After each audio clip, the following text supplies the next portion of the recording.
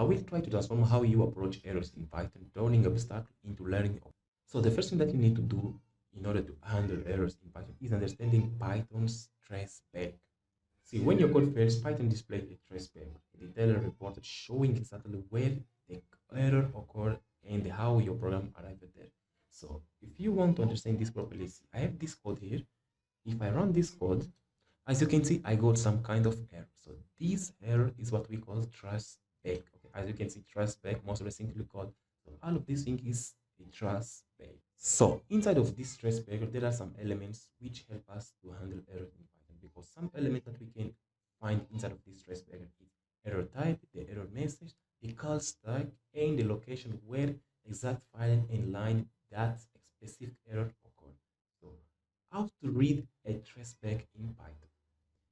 If you want to read a traceback in Python in order to understand which type of error you are getting, you need to start from the bottom, okay, and keep going up, because the actual error is in the last line, as we can see, index error. Okay, so this is the error that we got. So that's why it's very important for you to read the traceback from the bottom up to the top.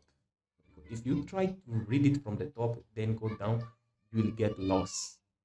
Then the second thing that you need to do is to identify the type of error, because this tells you what kind of a problem occurred. For example, here I'm reading my traceback from the bottom up to top. So then I will identify the type of error. The type of error which I got is index errors, least index out of range. Okay, because when you identify the type of the error, easily you can know what the problems occur. Okay, you can know what is the problem. Okay, because when you identify the type of error, this will tell you what kind of problem occurred and how you can handle it. Then the third one is to read the message, okay? Because when you read the message, it often contains the solution hint. As you can see, for example, if I read this message, it can say print ice cream tray, error index 3 doesn't exist. That's why it's very important for you also to read the message. So how you can read a traceback in Python, read it from the bottom up to the top. Okay, identify the type of error, read the message, then check the location. Okay, the location, because if you can check the location, you can go directly to the indicated line. So how you can check the location is very easy. For example, here identify the kind of error. Here I just read the message, okay, and here give me some hint. You tell me that index 3 doesn't exist. Then I can check the location, because the location is easy, okay. Main python.py, this document that we are using. Then it told me in the line 7. Line 7, if I come into my code, line 7 is this one. So as it told, my message told me index 3 doesn't exist. Yeah, actually index 3 doesn't really exist, because if I count here in my list, I have 1, 2, 3. I have chocolate, vanilla, and strawberry. Here I have only 3 items, and I'm trying to assess index, which is 3. It doesn't exist, okay, because my index, as we know, index start from 0, 1, 2, and I try to assess 3. 3 doesn't exist. So now if I want to correct this, it's very easy. I can just give either 2 or 1 or 0, because those values they exist. If I give 2 here, if I save, and if I run again this same code, see what I'm going to get. I got strawberry, so which means no error. This is how you read a traceback in Python. Okay, always read it from the bottom and up to the top. And also one tip also, see, a long traceback doesn't means that several errors occur, okay? Because sometimes it just indicates your program called many functions, because it's like, okay, if your function called a lot of functions, okay, obviously that it will show you the detailed reports of how that error occurred. So that's why it's very important to read from the bottom up to the top, because if you start reading, for example, if you get a very big report, a very big traceback, if you start reading from the bottom, so if you start to read from the top up to the bottom, you will get lost. You will not understand it properly. That's why it's very important for you to read it from the bottom, then go to the top. Now let's try to understand some common Python error types. The first type that we have in Python is syntax error. How syntax error see? Syntax error occurs when Python can't understand your code, like forgetting punctuation in a sentence or something like that. For example, see, if we look in this my code, I have def function, Okay? Then message hello world, print message, return message. So here I have some mistake which I did. Okay, if I save this and if I try to run this code, obvious I'm going to get an error. See, what is error? Syntax errors. It was expecting a hit a common here, okay, because I forget to give this. Okay, so that's why I got this error. So this is a very common error that we got always, a syntax error. And if you want to correct this error, it's very easy. As you can see, I just put it there and save it. Now if I run this, boom, the code is working normally. So it will not print anything because I didn't print anything. Some common syntax error that can usually happen is when we missing, okay, after if, for, def, class, okay, when we miss them, usually this syntax error will occur. Or maybe sometimes unclosed parent, brackets, or brace will cause also this. Sometimes unclosed quotes in strings, misplaced operators, these also will cause syntax errors in your Python code.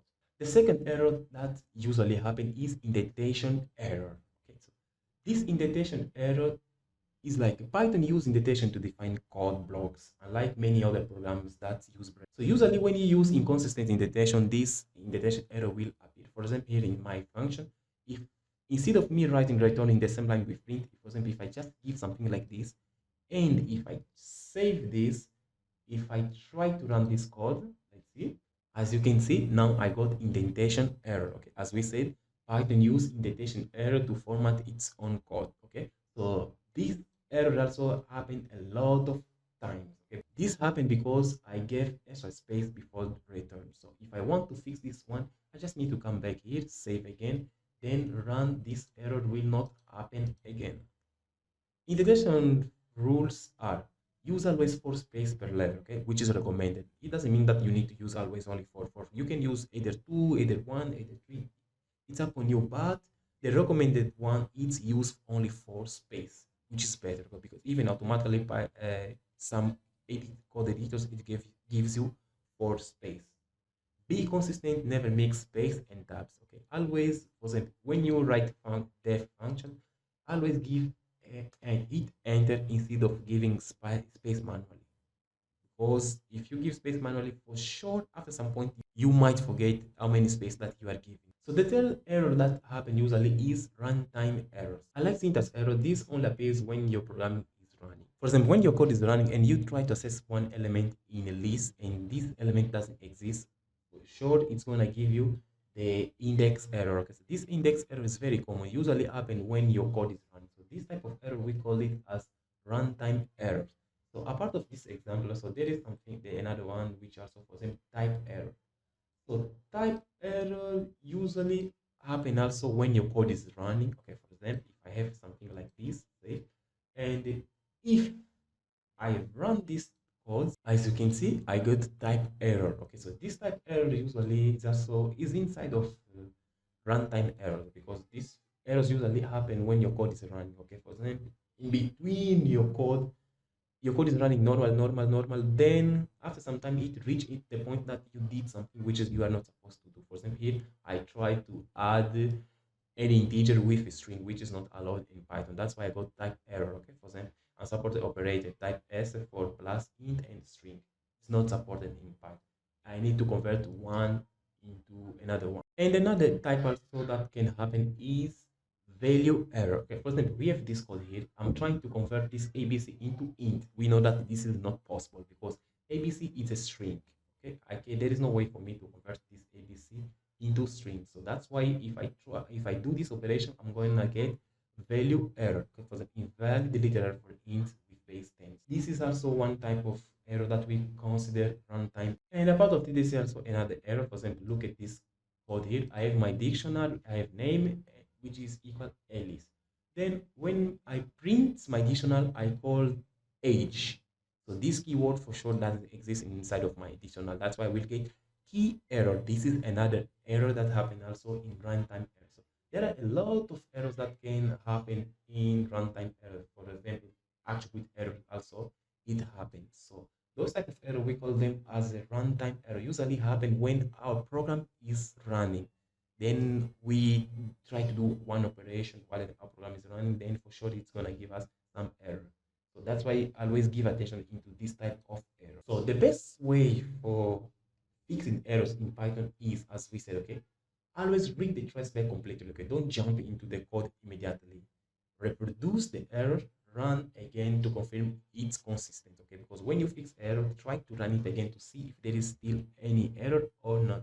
And always try to isolate the problem. For example, comment out the code section to find the source of your errors. Okay? That's why when you're writing any code, always comment. Or if you ask any AI to write code for you, always ask him also to add some comment in your code so that you can easily identify where your code is having problem. Okay, so that you can know also what this function does, what this function does. So all of these things is very important and will help you to handle the errors in Python easily.